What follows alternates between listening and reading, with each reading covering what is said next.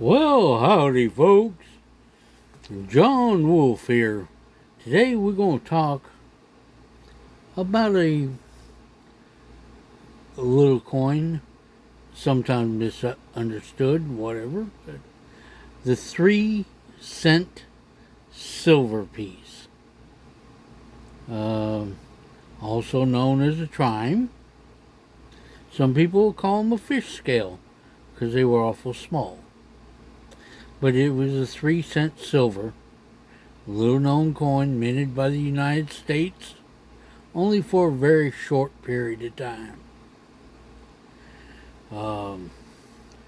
The 3 cent silver, also known as 3 cent piece in silver or a trime, was struck by the Mint of the United States for circulation from 1851 to 1872, and as a proof, only as a proof coin in 1873. It was designed by the Mint's chief engraver, James B. Longacre. It circulated well while other silver coins were being hoarded and melted, but once the problem was addressed, it became less used. It was abolished by Congress with the Coinage Act of 1873.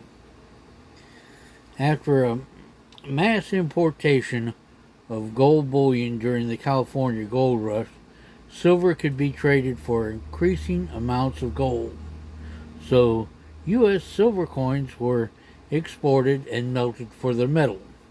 Kind of sounds familiar, doesn't it? This and the reduction of postage rates to 3 cents prompted Congress in 1851 to authorize a coin of that denomination made of .75 fine silver rather than the conventional .900 or 90%. The 3 cent silver was the first American coin to contain metal value significantly less than its face value, and the first coin not to be legal tender for an unlimited amount. The coin saw heavy use until Congress acted again in 1853, making other silver coins lighter, which kept them in circulation. Congress also lightened the 3 cent silver and increased its fineness to 90% silver. With the return of other denominations to circulation, the 3 cent silver saw less use, and its place in commerce was lost with the economic chaos of the American Civil War, which led to the hoarding of all gold and silver coins. The 3 cent silver piece in copper nickel was struck. The 3 cent piece in copper nickel was struck beginning in 1856, but that's a trickle, not a 3 cent silver. And it saw low mintages, and the 3 cent silver saw low mintages for its final decade before its abolition.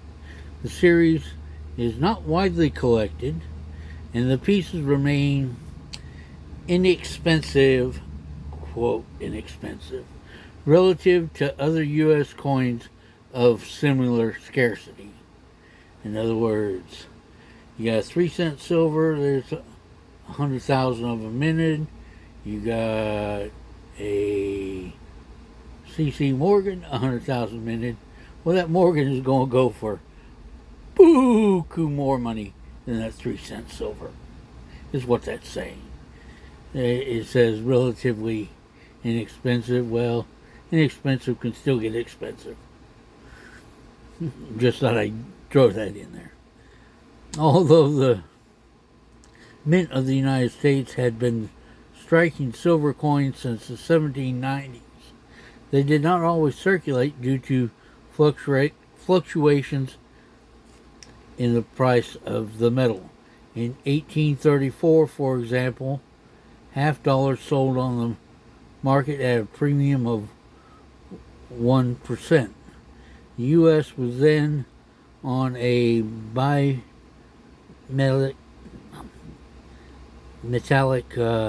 standard, although Congress had slightly overvalued silver with respect to gold.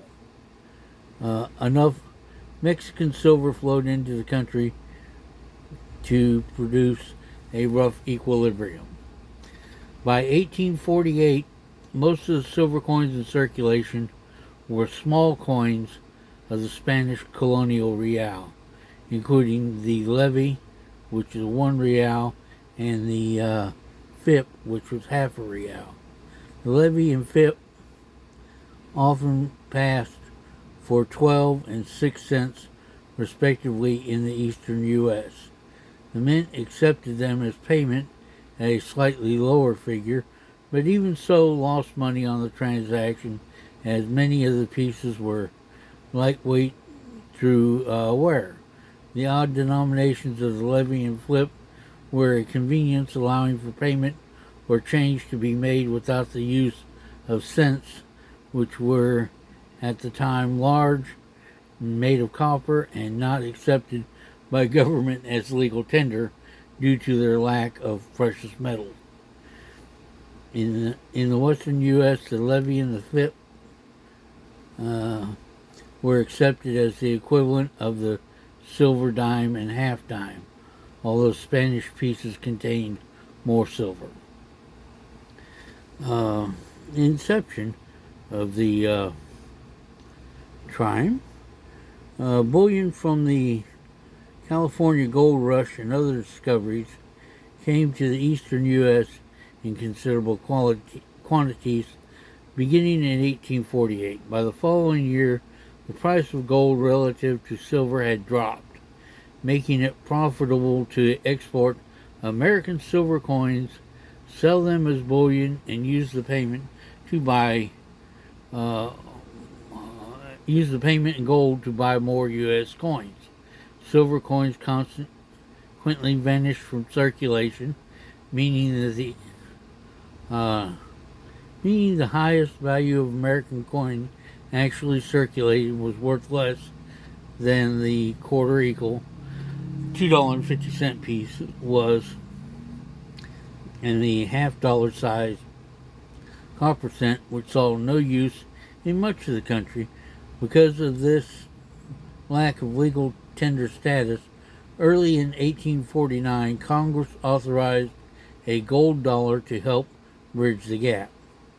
Spanish coins were the bulk of what was left in commerce for small change, although there was disagreement as to the value assigned to them. Additionally, they were often heavily worn, reducing the intrinsic value worth at the time, when Americans expected coins to contain metal worth the value assigned to them. In 1850, New York.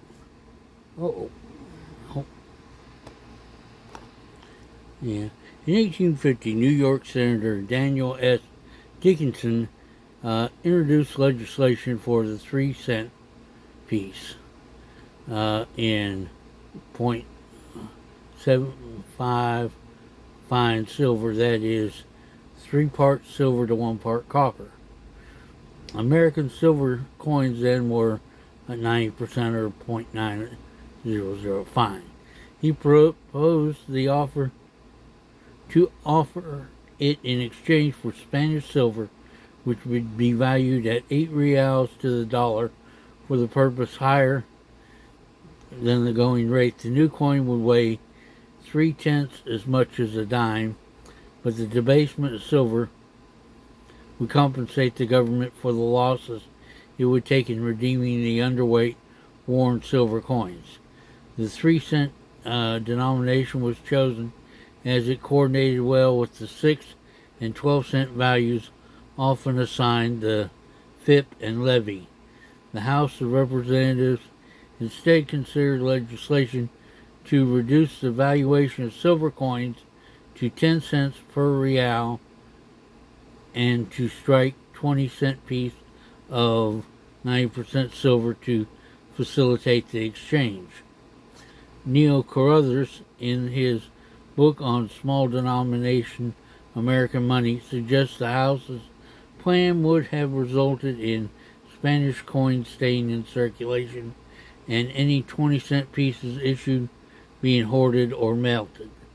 No legislation passed in 1850 which saw continued export of American silver coinage.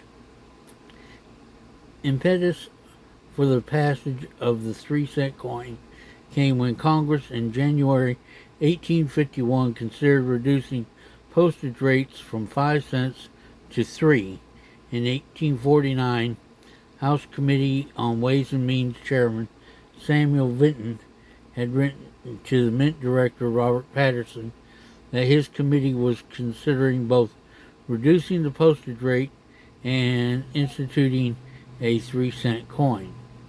Although no legislative action was taken, Patterson had the Mint prepare experimental pattern coins. The House Committee proposed the 1851 bill included Dickinson's 3-cent piece and provided that it be legal tender up to 30 cents. When the bill was debated in the House on January 13, 1851, New York Congressman William Dorr indicated that he felt William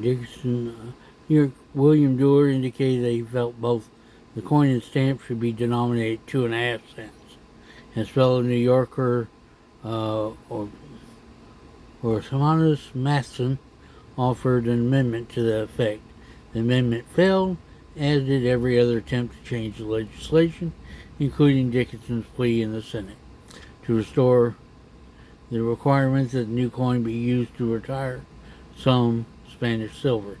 The bill passed both houses and became an act on March 3, 1851, when President Mildred Fillmore signed it. Carruthers pointed out the precedent-setting nature of the legislation. The first authorized an American silver coin containing the amount of metal worth considerably less than its face value. This was almost forgotten statute was one of the most significant measures in American currency history after resisting for 60 years every attempt to introduce any form of feudality silver coinage. Congress accepted the subsidiary silver coin as an adjutant to the postal service without realizing the first step had been taken in regulation of silver to the status of subordinate monetary material. The new piece was the first coin in the history of the United States that was not legal tender for an unlimited amount. Subsidiary coinage had been established, but in a trivial way by an unworkable law at the time when the entire silver coinage was flowing out of the country. Well, we're going to stop it here. We'll continue next week with a little more on the trime.